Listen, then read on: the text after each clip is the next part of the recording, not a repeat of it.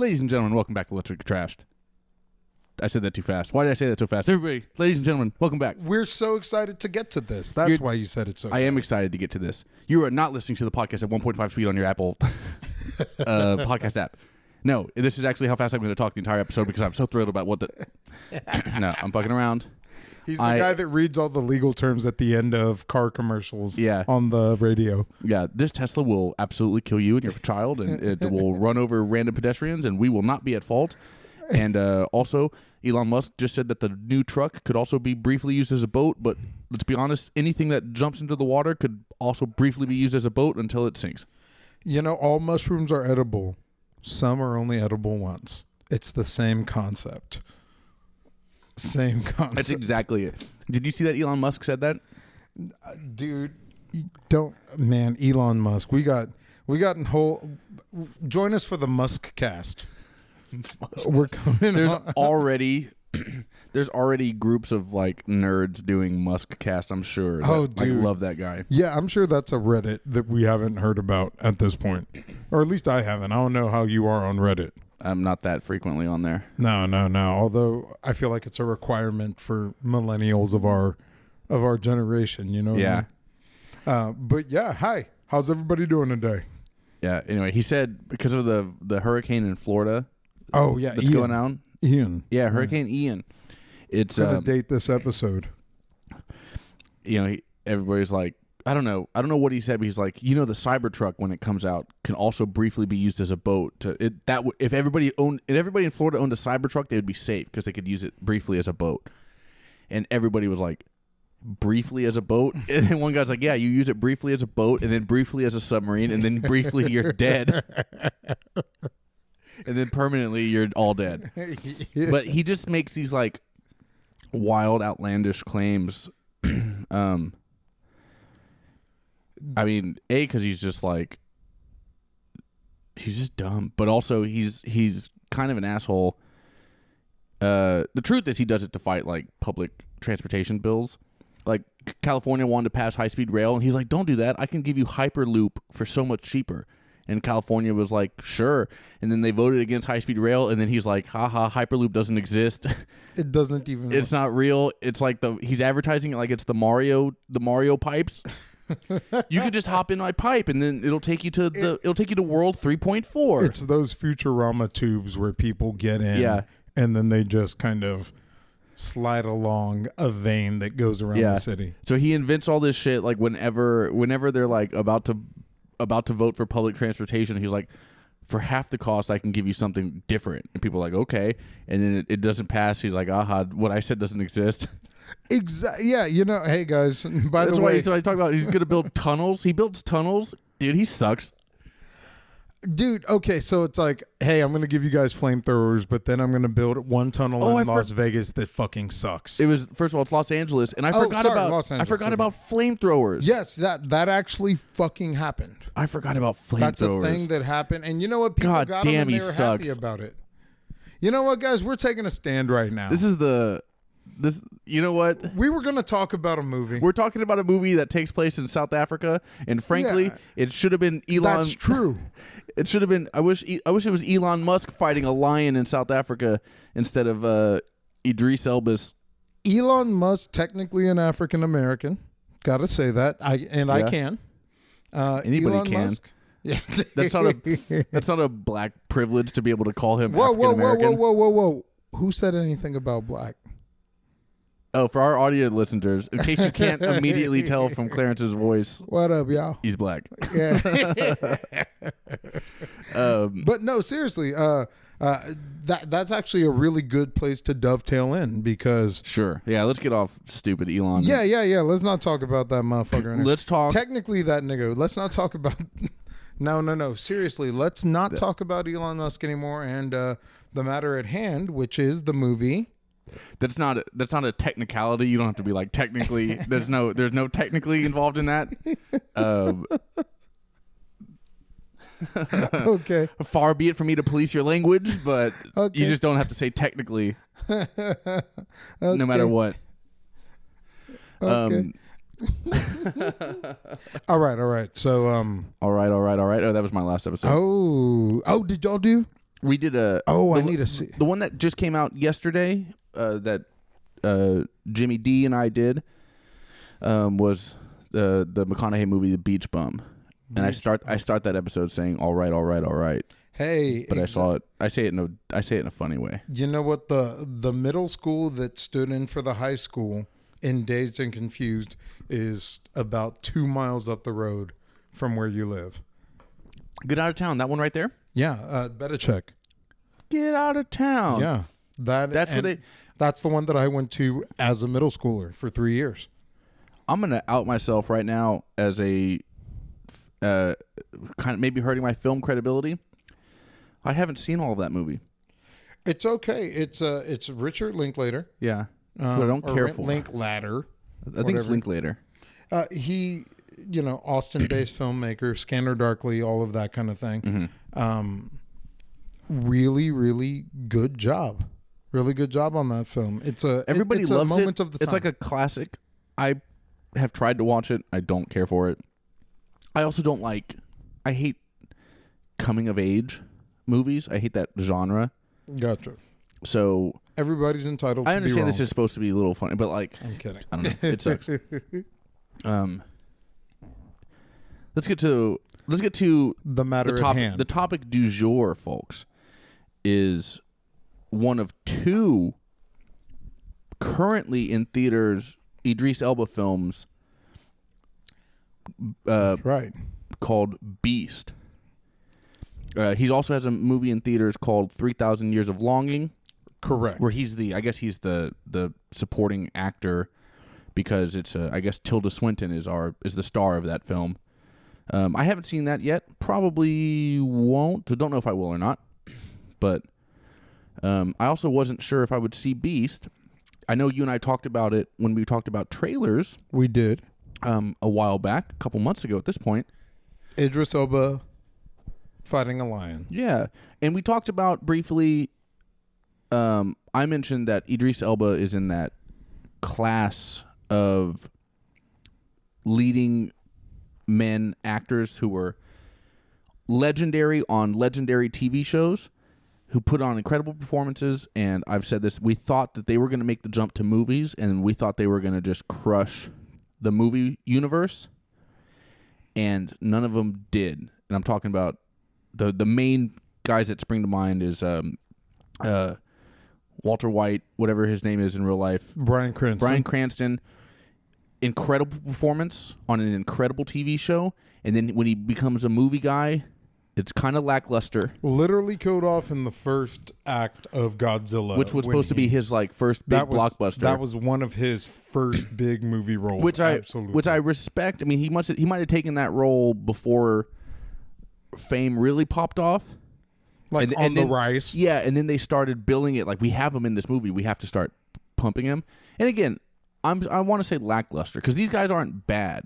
Cranston's not bad in any of his movies that I've seen. Idris Elba's not bad in any of the movies I've seen. I can't remember the other guy I mentioned. There was somebody else, and I can't remember either. But I do remember the basic gist of this conversation, which is these guys who otherwise have the right stuff. Well, we think they. Oh, John Hamm is the third guy. There you go. Oh, John Hamm is such a good example of exactly John Hamm's the third guy. About. Legendary TV show, which I haven't seen. Legendary TV show, a great performance by all accounts. Everybody says he's fantastic. I believe them. I'm sure he's amazing in that show, Mad Men. Join us for the Hamcast. He just wants to do a cast for everything. But no, start a podcast empire. Oh no, Jesus, no. Juicy Smollett. No, definitely. At some point, do watch Mad Men. It's a very good show. Yeah, I've heard it's great. That is a show I would consider checking out. Definitely do.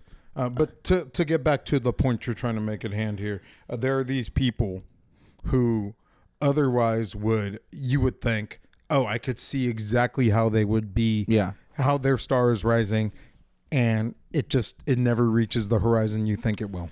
Yeah. And then, I mean, Idris Elba, as long ago as 10 years ago, they were talking about Elba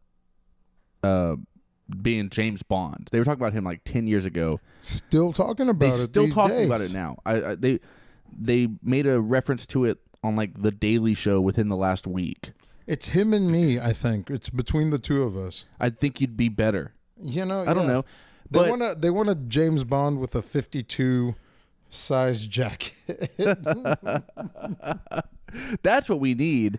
That's the kind of representation I want to see. All right, I don't want to see. I want to see thick James. Yeah, Bond. I don't want to see. I want to see fat James Bond. I don't need to see black James Bond or a girl James Bond or a fucking James Blonde. I don't any need to of see that. an Indian James Bond. Let's get a fat guy in there. Let's get a. Hey, shut up.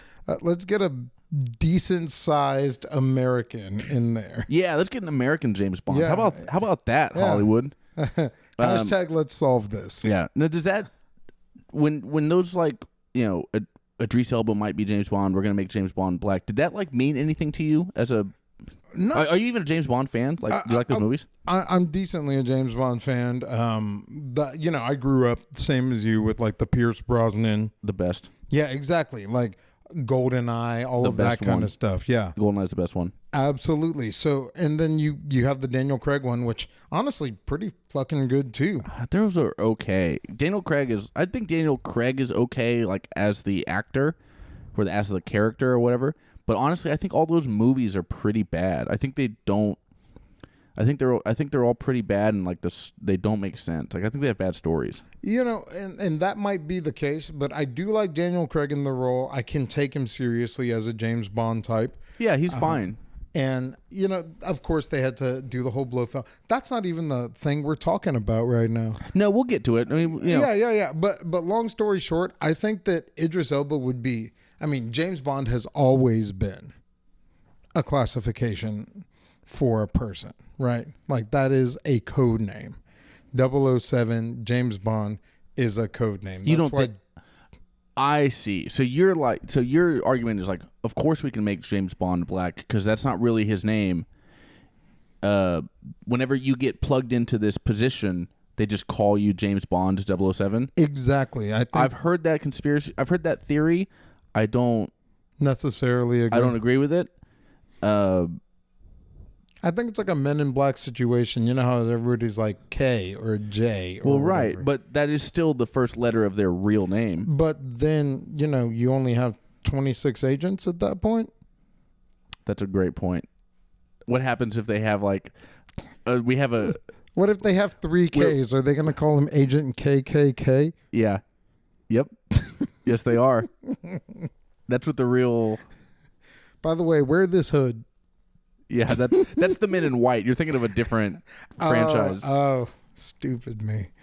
Fuck me. But no. Seriously, it's did you see the last James Bond?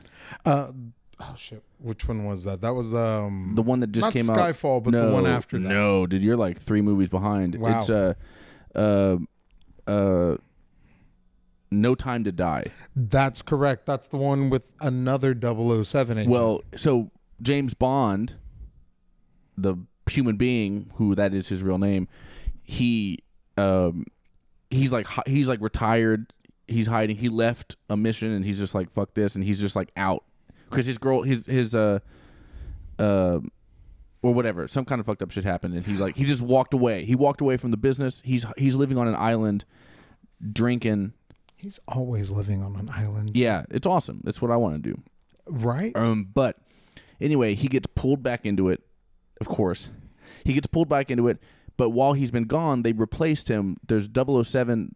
We're not going to skip that number. So there is a 007 at MI6. It's I don't know. I don't remember the actress's name. Is it? I don't want to even guess because I don't know her name. So if I guess the wrong name, people are going to call me racist. We all know who you're talking about because everybody has IMDb. Yeah, just look it up. Whatever that actress's name. But anyway, she's like, I'm 007 now, and he's like, I mean, okay. But she's like, she didn't say I'm 007. My name's James Bond. I'm a girl. She goes, I'm. Okay. That's the number. Gotcha. The same way as like, all right. That is a good argument for it. It's just like it's not even a ranking. It's just like they just assign you the number for whatever. I mean, even at this point, Judi Dench she's gone, right? She's no longer of this mortal coil. Yeah, Right?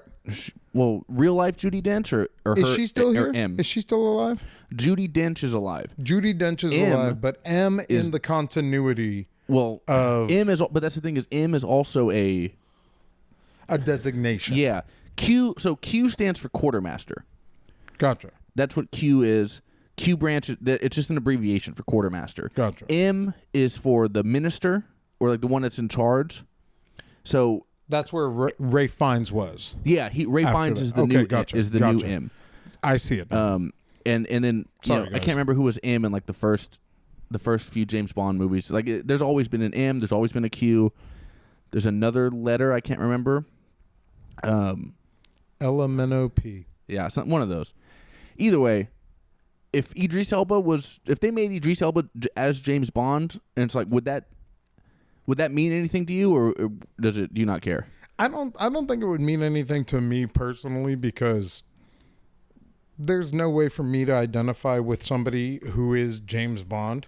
Like, oh, okay, yeah, I'm definitely going to identify with a highly empowered spy with access to the best technology and a lot of money. That's a good point. But Definitely. we're also in our 30s. That's true. What if it happened when we were kids? What if 20 years ago, instead of Pierce Brosnan, the first James Bond you saw was a black dude? Would it have meant anything to 12-year-old Clarence? That's a great question, because maybe not to me, but to British black kids, which I guess you call them like African British kids. I don't know what they call their African Americans over there. I think they just call them black. Yeah, okay.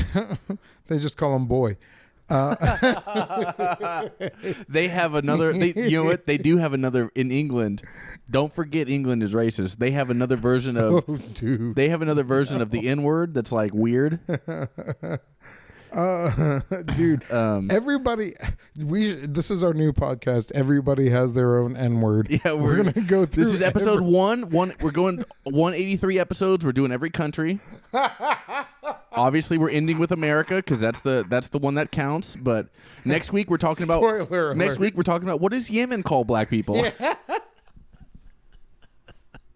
And then after that we're going to we're going to the Philippines. We're going to folks. Azerbaijan after that. Yeah. But seriously, getting back onto it, like, God damn, where the fuck are we, Mike? I know. I just didn't want it to be heard. Sorry, this seems like a departure, but This we're talking does about tie we're in. talking about Idris Elba, and he's been one of my favorite actors since I first saw him in something, which was The Wire. Yes. And he's been in that conversation of Black James Bond, and this, I don't know, this representation thing is interesting to me as a white guy who's never like even had to consider it. It never occurred to me to like I need to see more of me on TV. A, because there's plenty of it.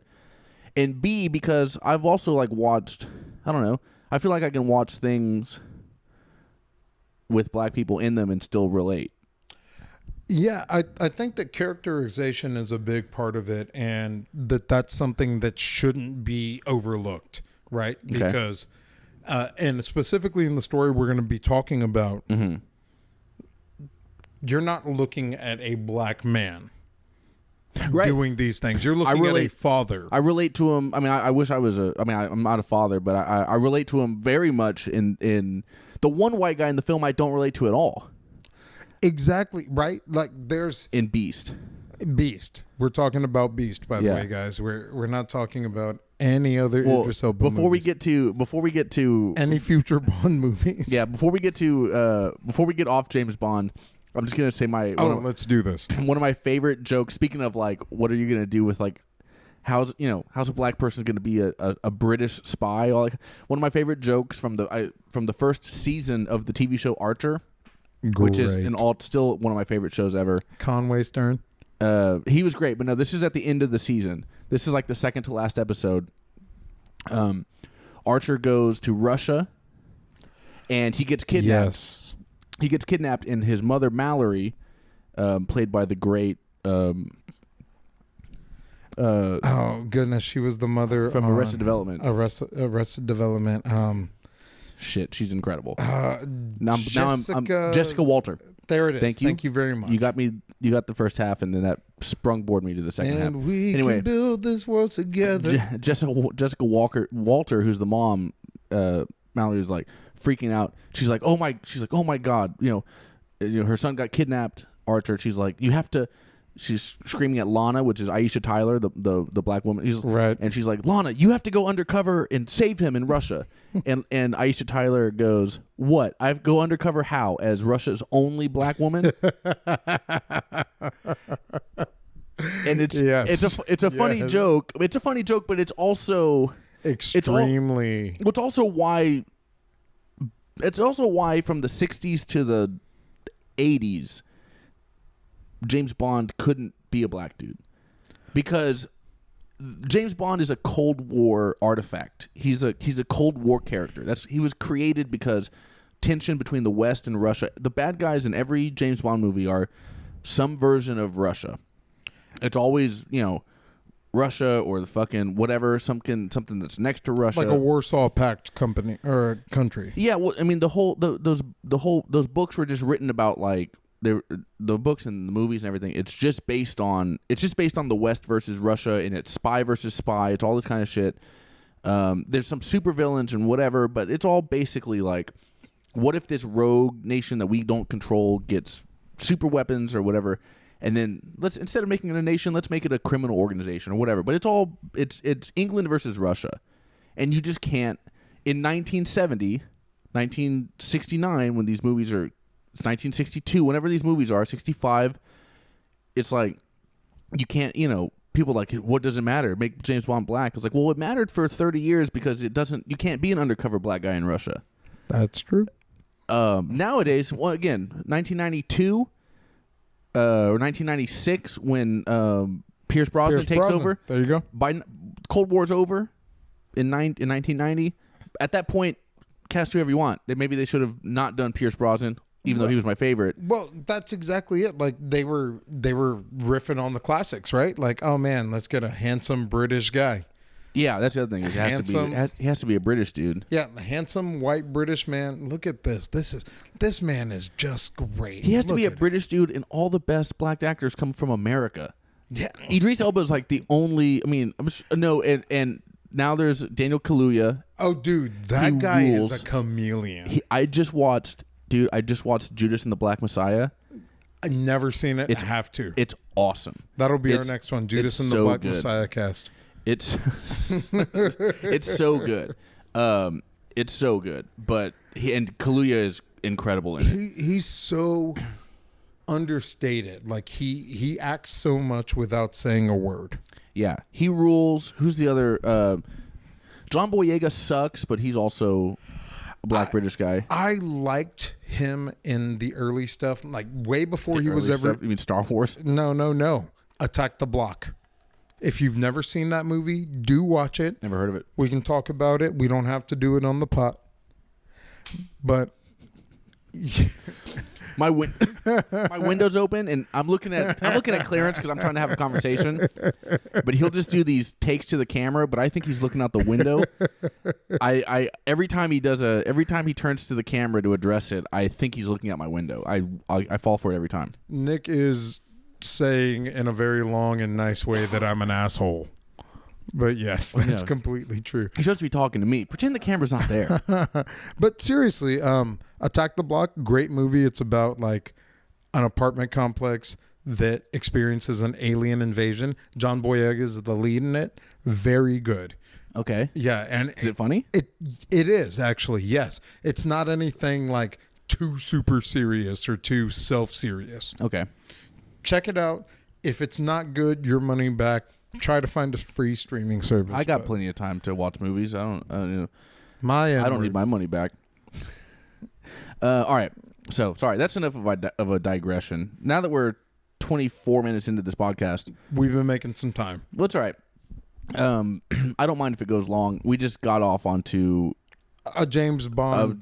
This is a mini James Bond podcast. And I do love James Bond. I do hope they bring that series. I hope they continue the series. I hope they make it better. I don't like the last ones. I wouldn't mind if Idris was on there. I'd be fine. I honestly wouldn't. He'd be after seeing him in Beast. I don't know. Well, so let's talk that's a about good segue. Let's talk about Beast. Let's talk about it. Okay, so you and I talked about this briefly on a Trailer Trashed episode. Correct. I believe I was bearish on this movie, meaning I saw the trailer. I was like, that's probably gonna suck. Idris Elba kind of stinks. Who knows? I'm pretty sure I underestimated it, because I'm here to tell you, ladies and gentlemen, I was pleasantly surprised by how much I enjoyed this film. You heard it. There it is. There it is. Pleasantly surprised Tazo. It's not a Tazo you get to see very frequently. Nick. But when he shows up. P.S. Tazo. There he is. Pleasantly motherfucking surprised. PMS Tazo. Which you could accuse me of easily. You know what? I'll tell you this.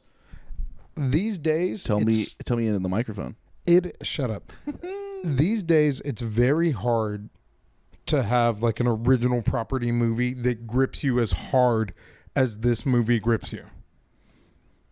Excellent point. Absolutely. The fact that this is just like a standalone movie.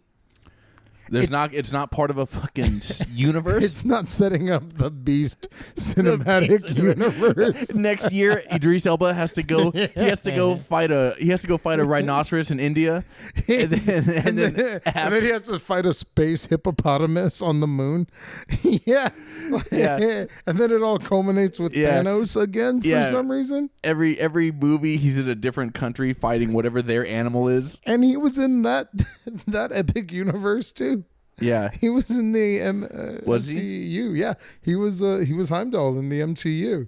So he was one of the Thor. He was one of the Thor. He guys. was in 4 fucking movies, as far as I know. 4 Thor movies. That's the thing, dude. He sucks. He's good in this. He is good in this, and he's good in it. But also, I think the material's really good. I think it's really well written, and I think honestly, I would. Just for curiosity's sake, I would like to see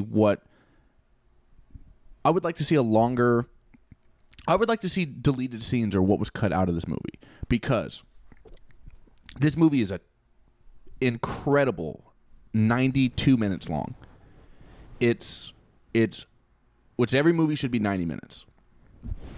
It's a tight 90. It's so well paced. They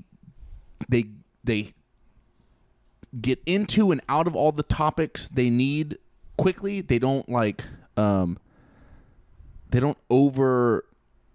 So, well, I'll explain exactly what I'm talking about here in a second. Let's get to some of the plot. Idris Elba is a doctor and a father of 2 young girls. Correct. Both of whom, one's a young teenager, the other's an old teenager. 18 and 13, something like that. 18 and 12. Yeah. There's one who's clearly well into adolescence and one who is entering adolescence. Anyway, their mother passed away recently. Cancer, that's right. Which, by the way, fuck cancer. Hey, it's terrible.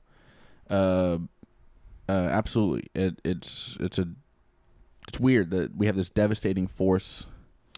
It's weird that we're not like spending all our time trying to just solve cancer. Yeah, like, hey, nice. And by we, I mean the scientific community. I've got no way to. I'm useless. I'm still waiting on my certification for the cancer fighters, but we're getting there. It's like being a volunteer fighter. Anyway, it doesn't matter. Either way, the mother dies of cancer. He is a New York doctor. And their family lives in New York. She, however, was originally from this village in South Africa, a rural village, and so he takes where they met. He takes his daughters to her village, and they stay with a good friend of theirs. Uncle Mike. Uncle Martin. Uncle Martin. Pardon me. Yeah. I gotta go. Played by Charlton. Charlton Copley. Yeah, Charlton Copley, who I didn't recognize at first, and I looked up IMDb, and I was like, oh, this is the dude who played Wickus Vandermeer from District 9, one of the all-time great movies about aliens. Have you if not the best movie about aliens ever? Serious question. Have you ever covered District 9? No. That should be one. If you even want if you don't want to cover it with me, you should cover that movie. We should. Yeah, we could. That do is such a good. We movie. could do an in the can. I said years ago when I first watched it, I was like, "This is my favorite movie about aliens ever." It's better than Alien, which is the best movie about aliens. It's better than yeah. It's better than any movie that has aliens in it. District 9 is better. It's like, what if Independence Day happened, but they sucked? Yeah, it's better. It's way better than Independence Day. But anyways. Anyway, yeah. So they go and stay with Charlton Copley, Uncle Martin. They stay at his house. He has some stuff of the mom's old stuff. But anyway, what we see during this time is that this is a desperate attempt. This safari trip, this trip to see mom's hometown. This is a desperate attempt to reconnect a fractured family. We also find, as part of the conversation, a regular part of conversation, and that's what's so great about how well written this film is. They don't hit you over the head. It's just like it's very natural dialogue, and during it we find out, before she got diagnosed with cancer, the Idris Elba and the mother, they split up. They separated. There was already a divorce beforehand. Nope, they weren't divorced. They weren't divorced. Sorry, they were separated. Yeah, they were. It was a separation. Right. And then she got sick. Anyway, the separation obviously damages the family. The cancer super damages the family. They don't reconcile, and she dies unreconciled. It puts a lot of strain on this single father now and his two girls. So he's trying to glue it back together. We also find out he's a little bit of an inattentive father. He is a New York doctor. Presumably very busy. All right, he's a busy dude, but that's no excuse. He's not paying the kind of attention to his daughters and to their interests that he should. And we see that because the daughters, or one of the daughters, says so. And if she says so, you got to believe her. I mean, and he's struggling. He's trying to connect, and there's so much distance there. You feel all of this in this first night. And I remember watching it at first. I took a note right away that I can't tell if this early on. I was like, I'm gonna wait to make my decision, but early on, I'm like, I can't tell if this fractured relationship is well done or poorly done, because they're kind of going back and forth between things.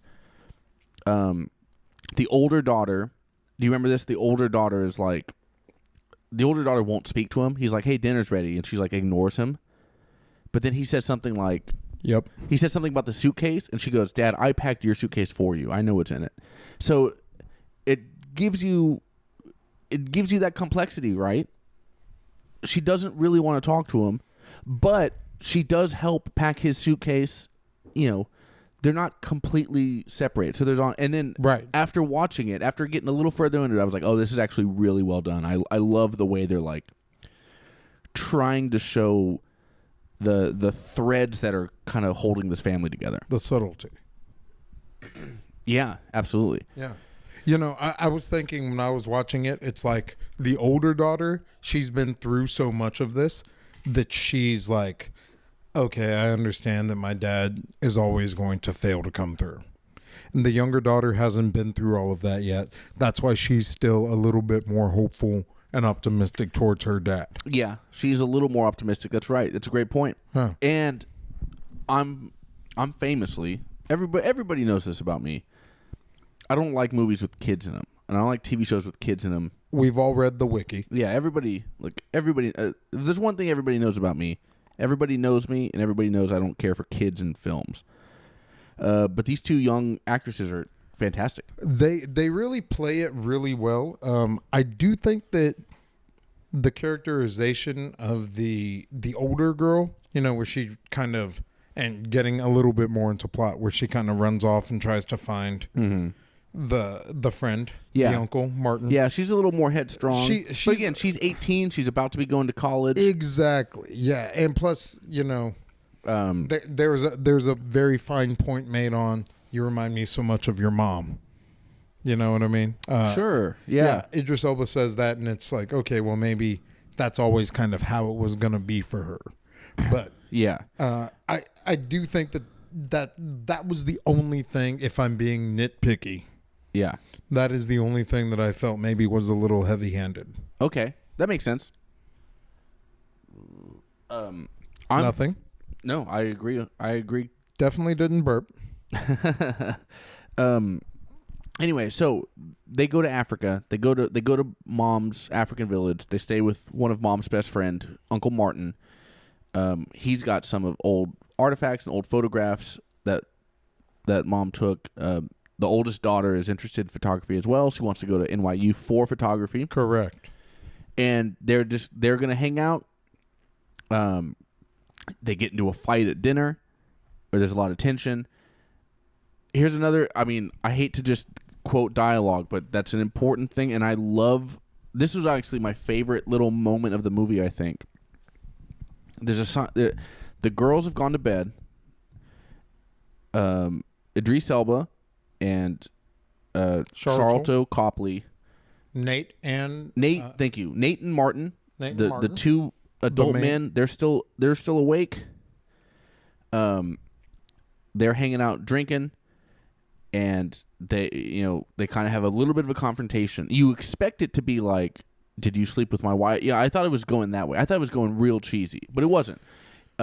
Nate goes, Idris Elba goes, hey man, Martin, why didn't you come to the funeral?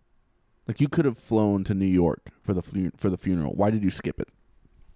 This was good. Martin goes, man, I didn't want to see her buried. And she, again, with the subtext of, she's a woman from this village in South Africa who loved animals and loved nature. And she loved all this kind of shit. That's all in parentheses. He goes, I didn't want to see her buried in a concrete plot in New York. And don't ask me to elaborate. Let's not even go any further. Let's just leave it at that. And and then they do, and it tells you so much. And then the fact is, they never address it again or bring it back up. But it does such a great job of, like, yeah, these are real people with problems and differences of opinion, and I don't know. It just felt so genuine to me. Well, a lesser movie would have just never answered that question, right? A lesser movie would not have ever addressed it, but there was a scene written in that felt genuine and did answer the question. Yeah. Or a lesser movie would have made it a big blowout, like a melodramatic fight. A soap opera. I think that's fair. Or a lesser movie would have been like,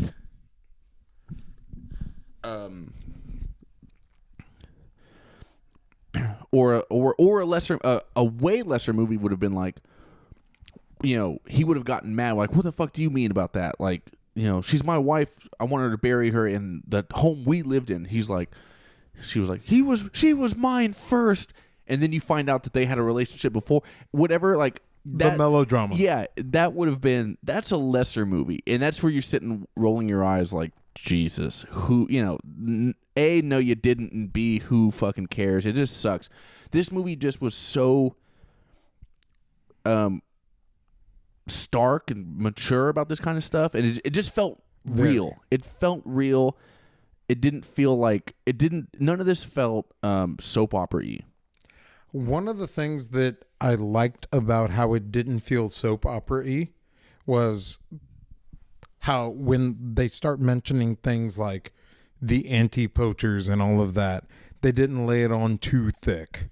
Yeah. And that's kind of pushing forward in the narrative. Although I will say the term anti-poacher itself, a little bit Antifa, a little bit, a little bit. Antifa. It does feel weird because do people like, and you know what? That's such a great point. It's exactly like Antifa, because you call yourself an anti-poacher, but they don't call themselves poachers, do they? Do they know they're poaching? We are businessmen. Yeah, that's the thing. Yeah. Yeah, they're African businessmen. And you know what? That's actually something that's so funny you mentioned that. Jesus, was that me or you? That was me. My bad. Okay, no worries. Nothing, guys. Nothing. That's something that's kind of. It's funny that you mentioned, because I remember watching this movie and thinking, oh, okay, these are people who are profiting off of their own land, even if it is in a way that we in the Western civilization find heinous, poaching animals and things like that. This is Native Africans profiting off of their native land. That's a hell of a point. And it's something, it's not a straight issue. And don't get me wrong. Do I like people killing endangered wildlife? Absolutely not. But who are we to impose what we think is our moral code on people whose land that actually is? That's a really, really great point. And that's a good point. It's like, who's to say that Africans can't hunt lions? The implications that they're selling it to. Absolutely. They're selling it to Chinese people who are using it to, they're grinding the bones up into powder for their Chinese medicine. That is one way to get the Chinese involved in the film market. Yeah. That's the thing is, that's how we sell this movie in China. Is like, this is where your lion bones come from. You like lion bones soup? Yeah. You want to be famous, for don't you? For Eastern medicine. That, spoiler alert, doesn't work. This is a Western podcast, folks. All right, everybody knows that. Hashtag West centric. Yeah, I mean that's who's buying like rhino horn and lion knuckles and all kinds of shit. It is all Eastern. Ivory, all of that. Yeah, it's China. It's Chinese people. So, but yeah, if they're that's the difference, is that these people aren't killing these lions to protect their village. They're killing lions for like profit and stuff like that. You know what I mean? Exactly. So that does make it worse. Right. And that's when one lion decides he's going to go Rambo. Yeah. For sure. Or actually, I wrote this down. He's a big cat. The movie starts off, they kill this pride of lions. Correct. But one male lion gets away. Group of poachers kills a pride of lions, except for one male. The one male gets away, and then we find out he's on revenge. This giant cat, who I call John Lick. Shut up. Oh, God. It's going to sound like I'm putting my microphone down and getting out of here, but... So, John Lick, which is what we're calling him. This lion goes on a tear, and I would love to see this movie again from his perspective. Exactly. Just with a GoPro around his shoulders, and just getting to watch this lion fuck up. And he doesn't even give that much of a fuck about. He doesn't know the difference between the humans that hunted him and then the humans that are on a safari trying to save their father-daughter relationship. He doesn't know the difference, and he doesn't care. And he also doesn't know the difference between a village of just like innocent people. He kills everybody in this village. He kills. If you walk on two legs, I don't know you no more, fam. Yeah. That's it. 1000%, dude. John Lick is going fucking wild on people now. That is so good. He's just like, they killed my family. Please title this episode John Lick. I can't. I have to name it the name of the movie. Okay. Maybe I will. That would be a funny. That's so good. But Beast hyphen or John parentheses John Lick. There it is. But that's such a good point. It's like you fucked with the exact wrong lion, right? It's a Django story. It's a John Wick story, but it's told from the perspective of an unwitting victim. Yeah, this is just a family that happened to be on safari with their anti-poacher uncle, and then they get trapped in the middle of it. The anti-poacher is on his side, and he's the one that suffers the most. He's trying everything he can to save lions, the anti-poacher. For sure, but again, lions don't know that. They're animals. Exactly. And that's why it's such a good man versus nature thing. Yeah. Because nature doesn't care about your intentions. Nature is nature. Yeah, 100%. Anyway, and then that's basically the film. This lion goes nuts, and it's attacking everybody. Idris Elba and his family get caught in the middle of it. The lion attacks Uncle Martin. Correct. And then that separates them for a little bit. And there are hints that this lion is malicious in its intent. Right? There like it's like this is setting a trap. Right. Well, that's the thing. He's just killing what he thinks are predators. Right. But I mean, remember when Martin is there on that little like island in the bog? Uh-huh. And he's like, "Don't come over here. It's a trap.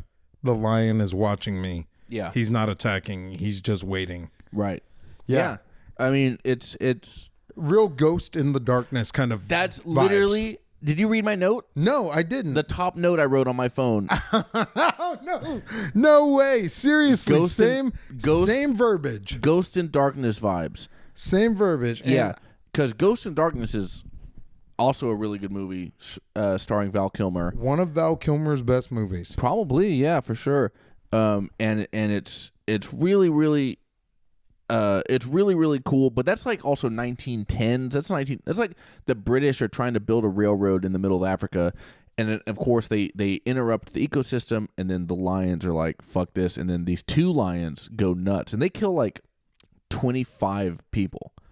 Right, which is a crazy lion rampage from it's famously the most. I don't know, man. If I killed 25 people, I'd be considered to be on a rampage personally. Yeah, 100%. Now 24, they'd let me off. It's like stealing something that's $20 at Walmart. Yeah, but lions usually kill one person. This team, and then they don't get away with it anymore. Yeah, the dynamic duo killed fucking 25 or 2 or whatever. Like they Ghost in Darkness, they were putting up numbers in 1916 or whenever the fuck that happened. They were definitely racking up W's. Yeah. Oh, there was pith helmets fucking strewn all over the savannas. Fucking. Hey guys. but seriously. Sorry, I burped. Definite vibes from that, because you had man-hunting lions that were trying actively to kill humans. Yeah. And that's immediately from the get-go there. That's the vibe that I got. Even when they showed that pride. You remember how they had that I remember one pride? really. And that was actually a great setup. Exactly. A great setup to how it ends, which we won't even bother spoiling it. But aliens. Aliens coming, and you think your problem is lions until wait a second. Is the backdoor prequel to Cowboys versus Aliens? It's called Niggas versus Aliens. It takes place in the Aliens universe. That's what we were talking about. Stop doing cinematic universes, Idris, and then maybe I'll take you seriously as an actor. And I can say it. But no. Definitely not to spoil the way that it ends, but they really do a good job of.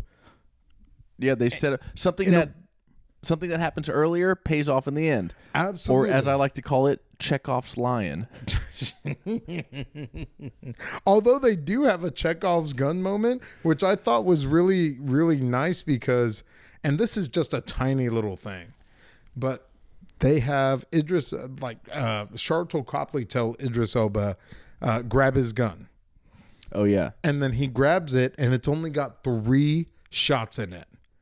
So it subverts it because it's like, the gun's not going to really make a difference here, is it? Oh, yeah. That's a good point. It's just you and whatever knife you have, and you've got to fight a fucking lion. And the other thing that's great is that we find out that ostensibly Martin is Uncle Martin.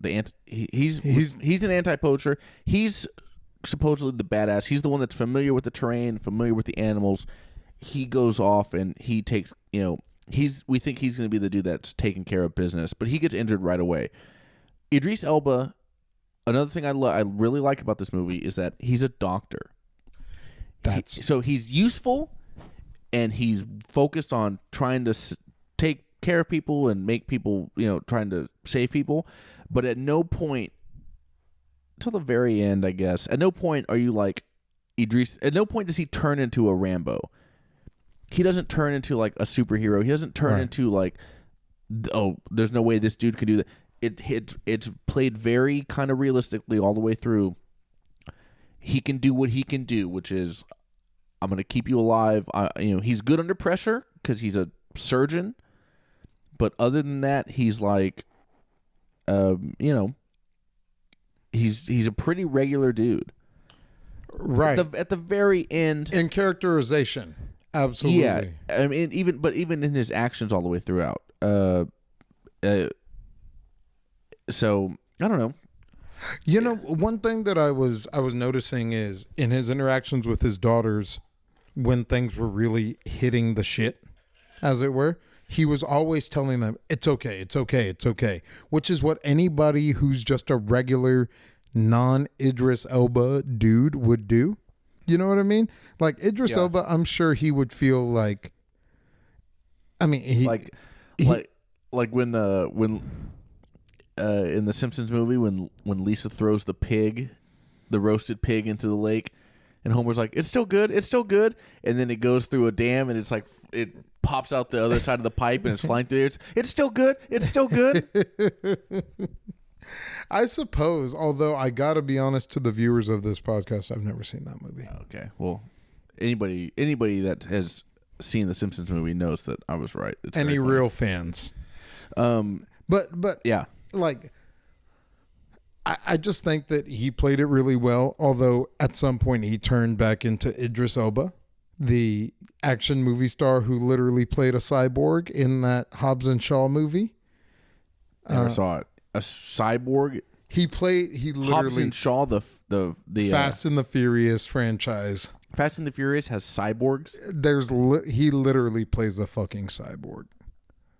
Have you never heard of this? No, I've never watched it. He plays a cyborg. I saw the first Fast and Furious, and I've never even seen any of the other ones. How many people, like, I don't know, fighting a lion seems like a pretty big bite to chew off. You know what I mean? Yeah, I would have. I mean, it's it's a little crazy, for sure. Especially, but again, you do what you do. It's a pretty clever plan he does at the end. That is true. He gets everybody he is concerned with to safety. Yeah, and then he just decides this is it. One way or another, I got to do this. I'm going to do what I know. And I could see that level of desperation pushing somebody to the point where they'd be like, yeah, I'll fight a lion. Yeah, for sure. Yeah. I totally agree. Yeah. Anyway, I loved and again, it's well paced. It's very short. I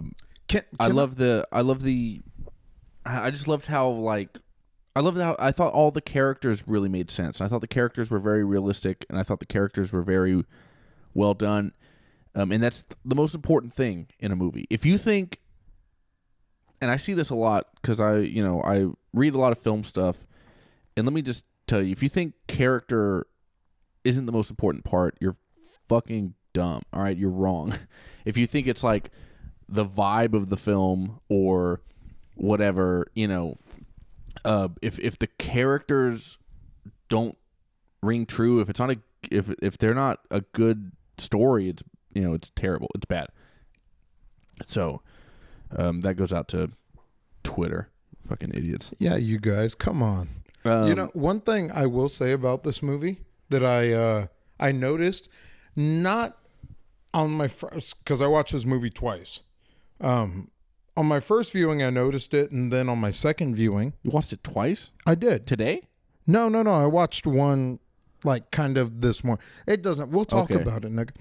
But on my first viewing, I noticed there are a lot of one shots in this. There are a lot of single take shots, or what appear to be single take shots. Did you take a look at that? Did you notice that? No. How do you know it's only one? How do you know? Well, it's meant to be looked at as a single take. You mean right? like a long shot? Yeah, exactly. Like a oneer.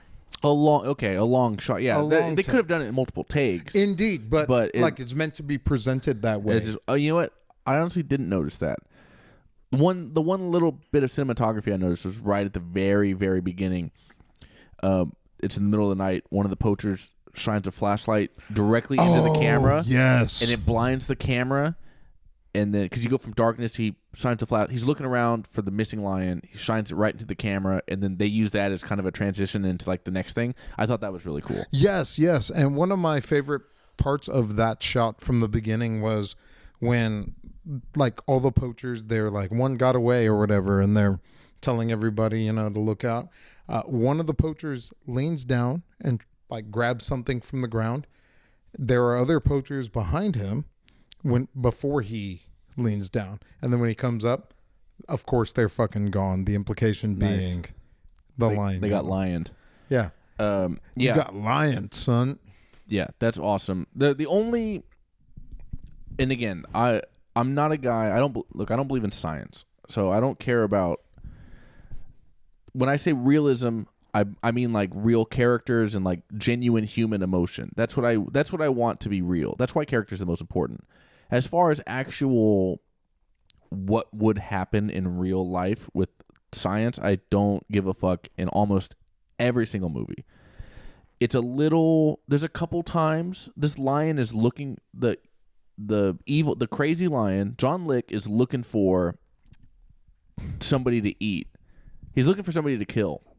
And there's a scene where one character hides up in a tree that's like, he's hiding in a tree branch that's like 6 feet off the ground.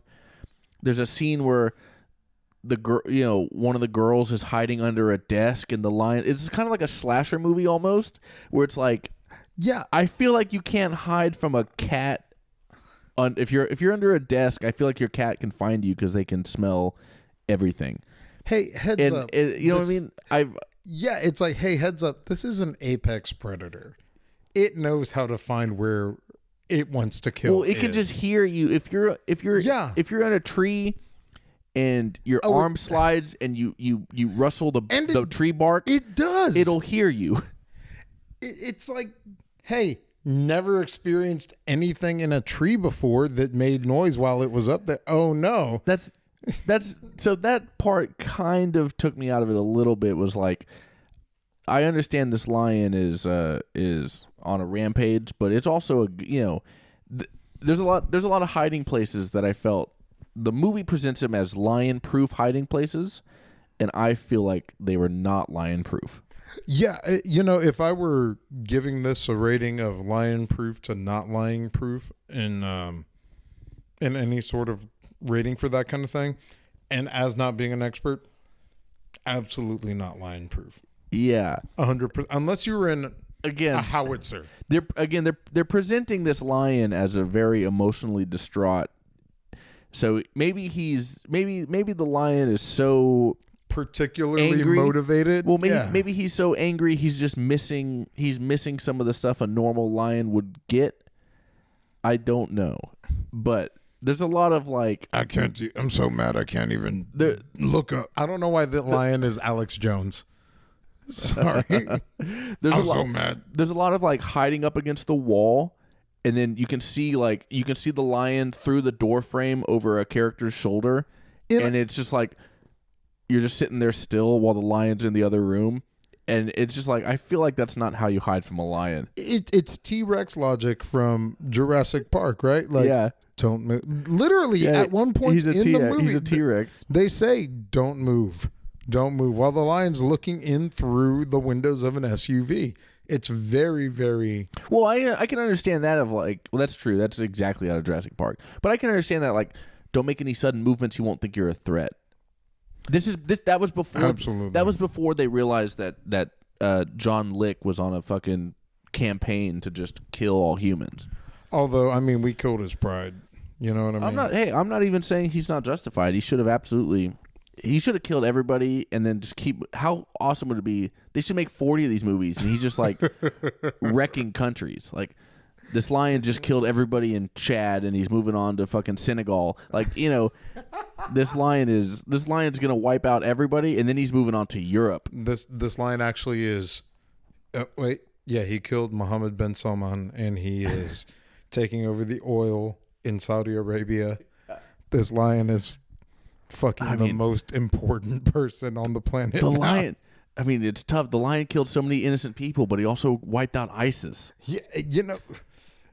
And now you got to give him credit. And then it's like the seventh movie or whatever, like the lion comes to America, and then he's like just going down the streets of Atlantic City, just biting the heads off strippers and gamblers and old people. Like,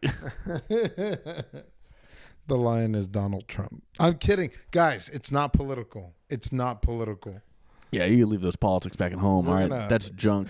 Yeah, we're all gonna get through this. This is a fun show. This is a family show. Let's get trashed. A family show. One thing I wanted to talk about that we haven't quite talked about yet is I don't know, because I feel like I sometimes forget to bring up some of the thematic stuff that I see happening in these movies. Right. For example, we kind of. We got into it on the last episode you and I did, which was Crimes of the Future. That one we really got into it, and I had a lot of fun talking about those themes. So I didn't want to forget them, the ones that came up here. But let's talk about the idea of like losing family, right? That connects both our protagonist, Idris Elba, and his family. Idris Elba and his two girls, and then our antagonist, the lion. Who lost his whole family too. Right. So they're both like, it's funny, you see them in conflict at the end, but they're both people suffering from loss, and in a weird way that kind of like unites them. Yeah, that's a thread that kind of binds those two entities together, right? Because you have somebody who's arguably in the worst pain of their existence, this lion, and they're lashing out and trying to figure out how they can rectify this. And then you have somebody who's going to the same extremes to prevent that from ever happening.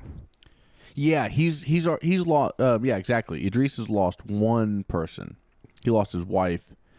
He doesn't want to lose his daughters, and he lost the Sharlto Copley. Oh yeah, character. He loses him. Sorry guys, spoiler alert. We see that happen. But he's really trying to avoid losing his daughters. Is the whole point. But this lion is a dude that lost everything. Exactly. And so it's just like you can just that family theme kind of connects the two, which is super fun and interesting to me. And they do put a really nice point on that. Maybe like not too fine a point. They don't outline it too overtly, but they do kind of say, it's a lioness's job to hunt for the pride. Mm-hmm. It's a lion's job to protect the pride. That's a great point. Yeah, lions, the male lions stay home and they fight off other lions. They protect the pride and keep them together, which that's what Elba's trying to do this entire film is protect. He's trying to keep his family together and protect them from getting eaten, or getting he's throat ripped out. He's trying to keep as many of his people alive as he can, as many of his kind, and I think that's a really, really great point to draw that parallel between the antagonistic lion and the protagonistic human. Yeah, as it were. The only other thing I want to say, because I don't want to spoil any more of it, okay, or any of it, but so again, like we said, I don't know if this is I don't know if hiding behind a curtain really can stop a lion from finding you. That I don't know. Maybe if you're a lion expert, leave a comment and tell me the truth. Tell me what's up with the lions, please. Yeah, all of our lionists, please. Yeah, all of our because I know I have a big zoology following. A zoologing, if you will. So please let me know in the comments. Educate me. The only other thing that the only other funny note I have was from the before the chaos ensues, they do get a chance on their nice little vacation to visit a friendly pride of lions, and one that has developed a seemingly convivial relationship with Uncle Martin. Conjugal, one may say. No, you wouldn't. No, nobody would. One would not. Anyway, he goes. He gets to go and he actually gets to touch these lions and hug them and play a little bit with some of the male lions that recognize him. And then he goes. He's trying to get Idris Elba. He's like, you can go touch the lions too. And Elba's like, nah, man, I'm just gonna. I'm having fun watching you. I'm not gonna go do it. And it's that classic crazy white boy, black guy moment where the white dude's like, come put your head in the lion's mouth, and then black dudes are just like, nah, if it was alligators, everybody would be up in arms, but because it's a bunch of black people near a lion, it's all good. It's just funny that they had to have the black dude be like, Uncle Martin's a crazy white boy. Here's one thing I really want to know. Because I know obviously a lot of this stuff was Lion King Disney reboot status, right? Obviously there were a lot of CGI lions and all that stuff. Yeah, but I thought they looked okay. They didn't look bad. But I want to see the behind the scenes stuff of Sharlto Copley and Idris Elba hanging out. Because when you think about it, they both kind of occupy that same sort of space that we're talking about, where, it's they'll never have a real huge leading role, or at least it'll be a big thing when they do. But they're both pretty good actors. Yeah, well, I want to see those behind the scenes. The other thing because Idris Elba's, he's British, but he's putting on an American accent. He's doing an American accent. He's a New York doctor from this. But why not make him a London doctor? That would be it. Well, maybe he was... Copley makes sense because Copley is Dutch and well, no, he's South African. He is actually South African. Right, but he's a white South African, which means he's Dutch. Well, right. That's what it's the Netherlands. But technically occupied that. Everybody in this movie is of African descent, which is kind of crazy. Well, for sure. That's weird, right? But I mean, either way, he's still niggas. He's an Afrikaner or whatever. He's, you know what I mean? He's a Afrikaners. Yeah. He's the reason he's there is because the Netherlands colonized South Africa for so long. So yeah, I mean, he's correct. From South Africa, but he's of Dutch extraction. Gotcha. Yeah. That's but nevertheless, so they're both but I don't know. They just didn't have to make. He could have been a London doctor instead of a New York doctor. Gotcha, I don't know why they why make him be an American character. Well, maybe it was because, and I don't know. I'm really doing some mental gymnastics here to make it all work, but I think of it as that kind of Arnold Schwarzenegger logic. Like in every movie that Arnold Schwarzenegger's in, it's like, oh, this is Harry Tasker. Yes. He's just a regular old. My name is Harry Tosca. It's like, no, it's not. He's just a regular old Austrian accented businessman from America, from Ohio. Yeah, where you know he's gonna be in the Running Man. In the Running Man, he was. My name is Benjamin Richards. Like he was Ben Richards. He was who was he in Commando? He had another. He was like Jake Driscoll or something. Right, like he has the most standard like American white guy names, but he's just an Austrian. He just has a German accent and everything, and it's like that's crazy that he sounds like that. And nobody ever John Matrix. Like, that's who he was in. That's who he was in Commando. Nobody ever calls him on it. Like, are you sure you're not from like one of the Bavarian sort of states? Or no, I guarantee you, I'm American. I like things like football and hot dogs. Yeah, no. So I think of it like that. Yeah, right. It's just we should have learned our lessons from that. Like, just let him be a German guy. And it's the same thing here, where it's like, okay, it's Idris Elba. Okay, I get it. He's gonna do his. Oh, okay, all right, yeah, like, definitely hear his British accent. Cool. Yeah. All right, yeah, all right. Oh yeah, he's from New York. Cool. Yeah, I buy that. All right, let's just let him have it. Yeah, I mean, for years people didn't know Idris Elba was British because they thought he was because of The Wire. Because of The Wire, they thought he was from Baltimore. Yes, like, that's how awesome he was. He was very good there. He was good. I thought that he was putting on a bad British accent in Pacific Rim because I thought that he was originally American. Interesting. But that was just him talking with his regular ass voice. You know what I mean? Yeah. So, that just kind of proves that I'm an idiot, but it also shows how good of an actor he is, because he's really, really, I mean, like we've talked about for the first 30 minutes of this podcast, by the way, guys, go back and look at that. He's really good. He's great. He's good in this. I was not expecting him to be good in this, but I was pleasantly surprised. It all comes full circle. I was pleasantly surprised by this movie. Where would you say this lands for you? Would you recommend that other people take the time rent this? Which we haven't done this in a while. I used to do this on Let's Get Trashed, and my old co-host he was a numbers guy. He'd give something 1 through 10. He wanted to do numbers. I was always a more binary. Yes, I tell people you should see this, or no, I don't.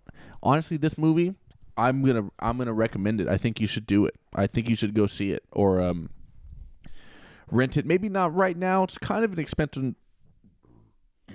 It's kind of an expensive rental right now, but in a few weeks the price will drop. It's definitely worth the $5 to watch. It's short, well paced, really well done, fun to watch. It's family and character and everything makes so much good sense. It's awesome. What do you think? Personally, I would say that definitely people should be watching this movie. Like I said earlier in the pod, as it were, this isn't gonna be something that is a Marvel movie. This isn't gonna be something where you're watching That's why you should watch it. That's exactly it. This isn't gonna be part of the like the cinematic universe that you're gonna have to keep up with. You're gonna want to just watch this, see it, take it as a theater going experience. Did you ever watch that movie The Nice Guys? Russell Crowe? Yeah, of course. Ryan Gosling? I did see that. I like that. Yeah, this kind of gave me those vibes because it's just a story told on film. And that's what it needs to be. I mean, okay, you don't watch enough movies. If a story, that's what movies are supposed to be. But so many of them are a serialized event, and told on film, right? And which so many of them are just advertisements for other shit. And that's what I'm saying. So you're talking heads, I'm talking tails, but we're talking about the same quarter. Yeah. Okay. Yeah. I mean, again, This is as Harry Styles would say, it feels like a movie. You are not trying to justify your position to me with a quote from Harry Styles. It feels like a movie. Like it's going to sound like I'm putting my microphone. You go to the cinema and you watch a movie. Yeah, it's a movie, and it's story wise, it's great. So you recommend seeing it?